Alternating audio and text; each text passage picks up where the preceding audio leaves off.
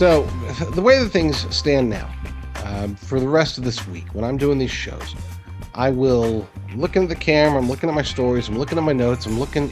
I don't have the bandwidth to be able to look elsewhere. So when it comes to chats, I often hop into the chat during the breaks while my wonderful sponsors are doing their thing. I hop into the chat and I see what's going on. And somebody noted, YouTube. What do you mean?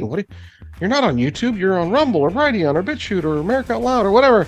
You're not on YouTube. But that's the thing.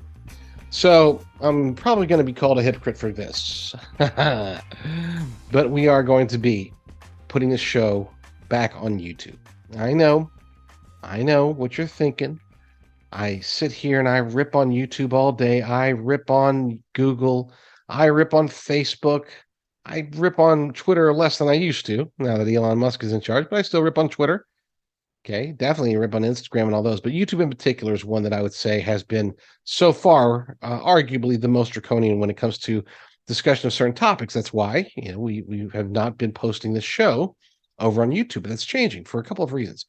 And in many ways, these are actually good reasons. Like these are positives. But the biggest reason is because these changes that have been happening at Rumble. Rumble is expanding. Rumble is getting big. Okay, let's face it, Rumble is getting bigger and bigger and bigger. But what we're finding is that as a result of them getting bigger, smaller shows, mid-level shows like mine just aren't getting and very much attention. And I'm not, don't get me wrong, I'm not complaining. Okay, I want to be clear about that.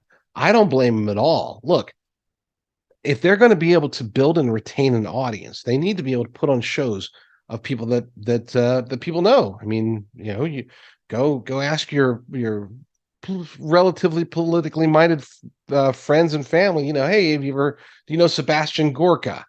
Do you know Tulsi Gabbard? Do you know Charlie Kirk? Okay, do you know Glenn Greenwald? These are all people that they're not like Jake Tapper or Tucker Carlson, but they are relatively well-known people. I think all of them have been on Fox News at one point or another, and multiple times actually for most of them. So their shows, of course, they get bumped up ahead of mine. I'm not bitter about that. It's a good business move. But as a result of that, here's the thing. When we were really getting going and focusing on our Rumble channel, we were growing very quickly. I think we gained like 15,000 subscribers in a very short period of time because we were getting on the front page of Rumble almost every show. Okay, that's changed because again, we were early adopters. We've been on Rumble for a couple of years now, no longer than that, I think.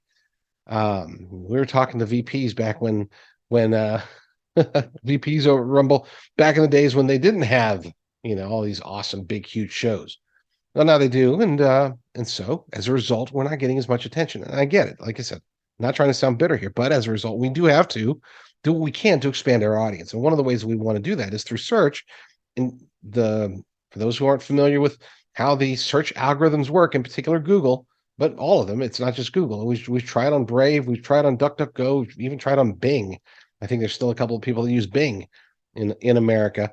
Well, what we found is that Rumble just doesn't play there. Neither does Brighteon, neither does BitChute, neither do any of the other places that we go. If we put the show, we can't be found. So as a result of that, we do have to start posting on YouTube now. The funny part is that we've actually technically been ready to post on YouTube. We've had our new YouTube channel ready to go for over 2 weeks. But clearly, I can't post a lot of the topics that I normally would post or that I talk about during the show. A lot of times we talk about things on the show that you just can't say on YouTube. So I'm not going to risk strikes.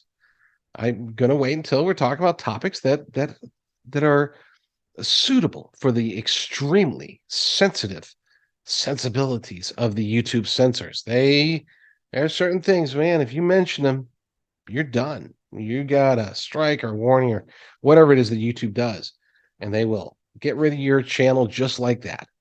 So, so after 2 weeks of waiting for the right content, we haven't done it yet, or at least we hadn't until now. I made a note that today I'm going to talk about YouTube. I'm going to do, I guess you could say, an introduction to this channel, or to an introduction of this show to my new YouTube channel, and talk about it as well on all the other places. The shows, I should say the show segments that are YouTube censor friendly, we're going to publish there. the effort, and I don't care about, getting a ton of views on YouTube. My care is that people know that they can find us. They know that we exist, and then they will go seek us on the venues where speech is still free for the most part. Search us for us on venues where they can find the entire show, or we talk about the things that you just can't talk about on YouTube. Think of it along the lines of, putting like when Game of Thrones I know that's not still a thing. I don't watch television, but I know they have some pretty grotesque stuff on there. When well, okay, we'll just use that as an example. If Game of Thrones were to advertise on ABC, there's a lot of things that they do and say on Game of Thrones that you can't do or say on ABC, but they can still, put the safer stuff, safe for work stuff, safe for the censors stuff, and put that as ads on ABC. We're going to be using YouTube in very similar fashion. I'm going to be talking. I mean, if you want to follow me on YouTube, you'll be able to we'll be talking about a lot of important topics, I'm sure. But there are certain topics that you can't say on YouTube. So we're not going to even risk it. We're just not going to talk about those topics on YouTube. We'll talk about them.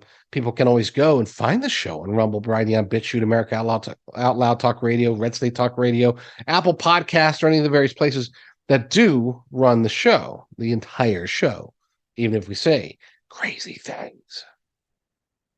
But call it a teaser, call it a way for us to expand, knowing that, we're never going to be as big as Ben Shapiro, nor would I want to be. I mean, let's face it, no offense to Shapiro or anybody like that, but if we're talking about the topics that are going to appeal to the mainstream, to the normies, to the bulk of Americans, then that means that we're not necessarily talking about the truth, right? I mean, there's certain things that we need to talk about that only appeal to, I guess you could say, the people whose eyes are open. Okay, I don't want to get into enlightenment or Illuminati crap or anything like that. That's not what I'm suggesting.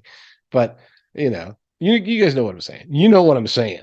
Oh, gosh, it is so hard because I'm actually having to sit here and think, don't say this, don't say that. You're going to be putting this video on YouTube, so don't say that. All right. Well, let's just end that right now. That is for the producer. We're putting a cutoff here. If I could get one of those clappers, the things that slap down, okay, let's end the YouTube scene. Let's move on to the raunchy, crazy conspiracy theory stuff. Right on. So on that note, now that the YouTube audience isn't listening, let's talk about